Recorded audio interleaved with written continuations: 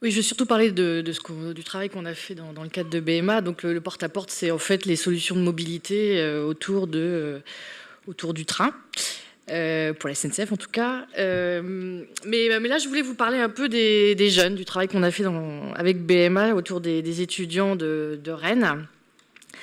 Parce que c'est vrai que les jeunes, c'est quand même compliqué. Hein. Ça, c'est hyper exigeant, c'est hyper zapper, c'est proche de ses sous, ça covoiture souvent, parfois ça fraude. Et puis quand même, c'est un peu feignant, faut le dire. Alors le vélo, pas gagné. Ok. Alors, donc quand on a dit ça avec les universités rennaises, on s'est dit, bon, bah, ok, c'est sympa, mais qu'est-ce qu'on leur propose à ces jeunes ? Et donc, on est parti de l'observation des usages, tout simplement, de la mobilité des étudiants. Et c'est vrai que cette mobilité, elle est intéressante, elle est quotidienne. Les étudiants vont à la fac, vont faire leurs courses, vont aux loisirs, vont aux soirées rue de la Soif. Et puis, quand même, le week-end, on va chez papa-maman laver son linge. De temps en temps, on fait des week-ends entre copains ou voire on va à Paris. Ça peut arriver. Et puis, ce qui est très intéressant dans ce qu'on a analysé, c'est qu'on a du mal à les mettre dans des cases. C'est-à-dire qu'il y en a qui ont une voiture, beaucoup, mais ça ne les empêche pas d'utiliser les transports collectifs au quotidien pour leurs déplacements. Il y en a qui ont un vélo, mais ça ne les empêche pas d'utiliser le vélo libre-service, qui est un très bon service de Rennes Métropole. Ils ont un compte de covoiturage chez Bip Bip, mais ils ont quand même la carte jeune SNCF et ils prennent le train de temps en temps. Voilà. Bon, donc on s'est dit qu'est-ce qu'on... La carte Corrigo quand même. Et ils ont bien évidemment, ils ont la carte Corrigo, bien évidemment, c'est évident.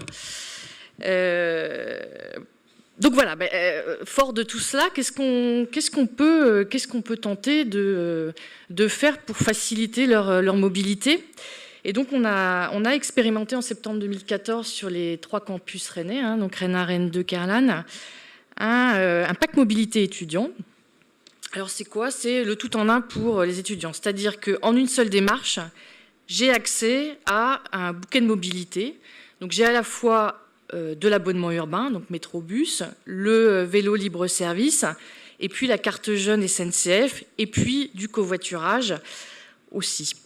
C'est une palette qui répond à une grande majorité de leurs besoins du quotidien, mais aussi, et c'est ça un peu la nouveauté, mais aussi de leur trajet autre, plus loisirs, typé loisirs.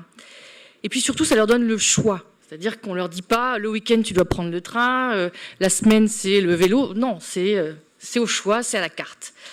Donc on a fait un laboratoire avec une centaine d'étudiants, donc qu'on suit depuis septembre 2014. Donc on les suit régulièrement depuis qu'ils ont acheté ce pack et on a des premiers effets assez intéressants. Par exemple, ils nous disent que depuis qu'ils ont ce pack, ils utilisent plus les transports collectifs de manière générale et en particulier ils utilisent plus le vélo libre-service. Donc ça c'est plutôt intéressant. Ils utilisent plus le train aussi pour leurs déplacements, notamment le week-end. Alors ils utilisent aussi le covoiturage. Hein, ils n'arrêtent pas le covoiturage pour autant. Hein, c'est pas voilà, l'un n'exclut pas l'autre. Mais a priori, de ce qu'on a vu, c'est que les usages commencent à changer. Donc ça c'est plutôt intéressant et en plus ils nous disent qu'ils sont super satisfaits de ce pack et que si on le renouvelle l'année prochaine ils sont prêts à l'acheter.